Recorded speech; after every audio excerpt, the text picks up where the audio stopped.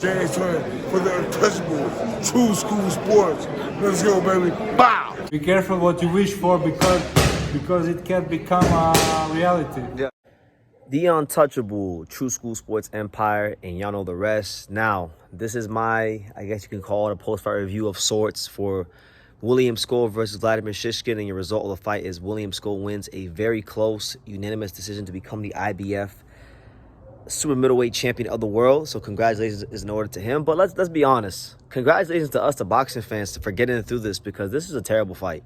Like, this was an absolutely terrible fight. I try to mentally psych myself into thinking that this may be a decent fight, because I thought Vladimir Shishkin could close the gap and make it, you know, get some of his power punches off and make it exciting. And Vladimir couldn't really do that. Vladimir's feet were too slow, and I think he was too inconsistent throughout the fight.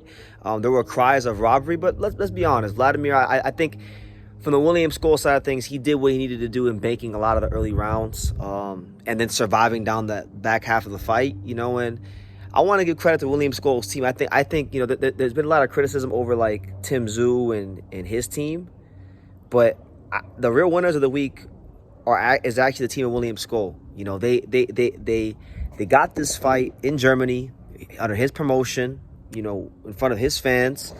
And I think that was the difference, because I think if this fight was on more neutral territory, Vladimir might have got the nod, especially with the amount of surviving William Scull was doing in the 12th round, spitting out his mouthpiece, falling down. The gap got closed on him in the clinches. You know, he did everything he could to salt away and waste time in the 12th round, and it paid off. He won a very close decision.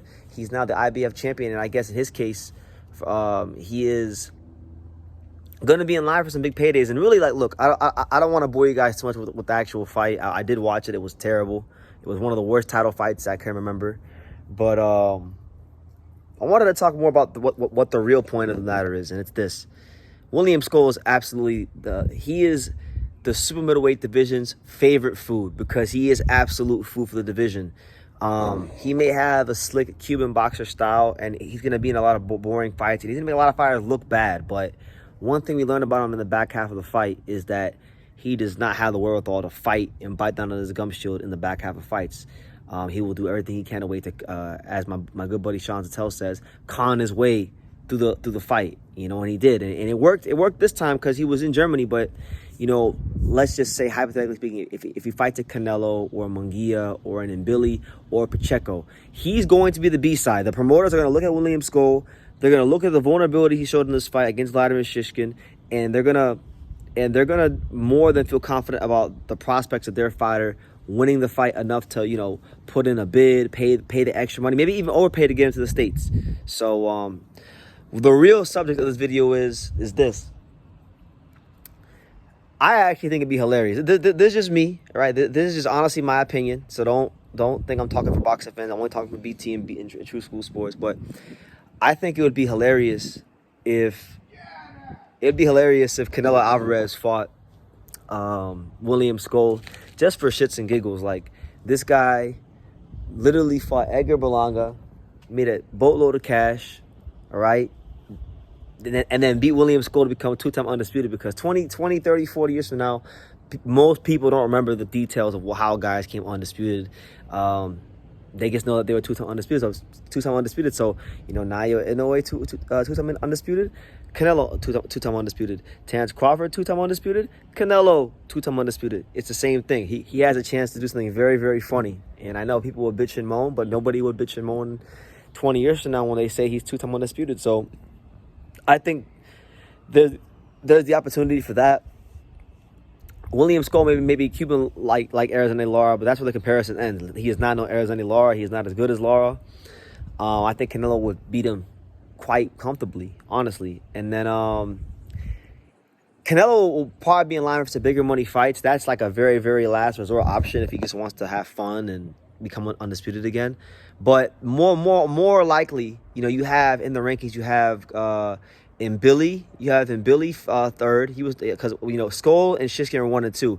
3 was Christian Mbili. I think 4 was Diego Pacheco, or it was like some variation of those two. So maybe it was Pacheco 3 and Mbili 4, and Mbili 3 or Pacheco 4, and then 5 is Munguia. So I think one of those three guys is gonna get a William Scull fight. And truth be told, I would favor all of them against William Scull. All of them.